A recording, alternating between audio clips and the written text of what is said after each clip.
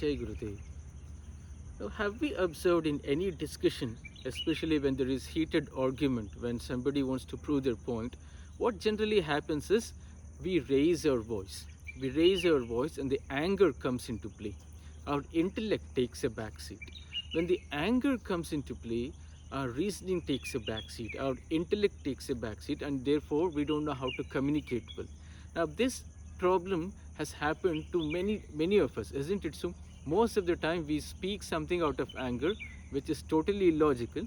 Once we go home, on maybe after some time after the argument, we think, oh, I should have said something like this. When that person told this, I should have made a counter argument like this. This happens after the argument is done. Haven't we observed this?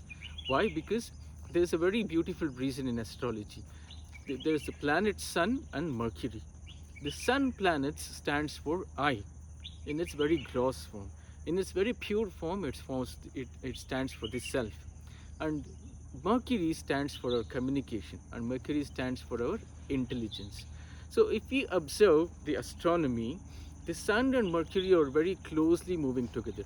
The Sun takes almost every month to go from one house to another, one zodiac sign to another. Same with Mercury. Mercury is travels very close to the Sun. Mercury also takes almost a month when it travels from one zodiac sign to another zodiac sign. So when Sun and Mercury are together in any zodiac sign, it forms a very beautiful yoga called Buddhaditya Yoga. A person is very intelligent, he communicates well, he has that presence of mind, but it has a downside too. What is it?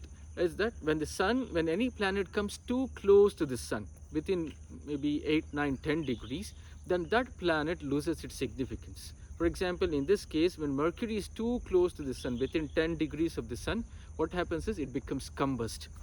So Sun stands for ego. So in any argument, if this is the case in your chart, what happens is Sun stands for ego. So ego takes a front seat. Therefore, we try to scream, we try to put down the other points of view.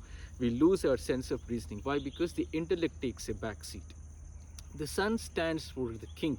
What do the kings make? The kings make rules. So people who have very bad sign, who have this badly afflicted planetary conjunction, what they have to do is, instead of making the rules on others, they have to make the rules on themselves. So we call it Shasana, the rules for others, Anushasana is rule for themselves. So similarly in the case of Venus, Venus stands for love, Venus stands for relationship. The Sun, Mercury, Venus, they travel very close from one zodiac sign to another sign. When Venus comes very close to the Sun, it becomes combust.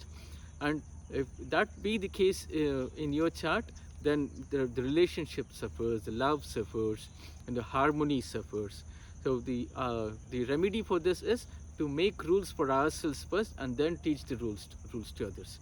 So this is about the combust Sun and how the combust planet, how the combust planet affects, especially Mercury, affects our communication intelligence. And with combust Venus, it affects our love and relationship. Jai Gurudev.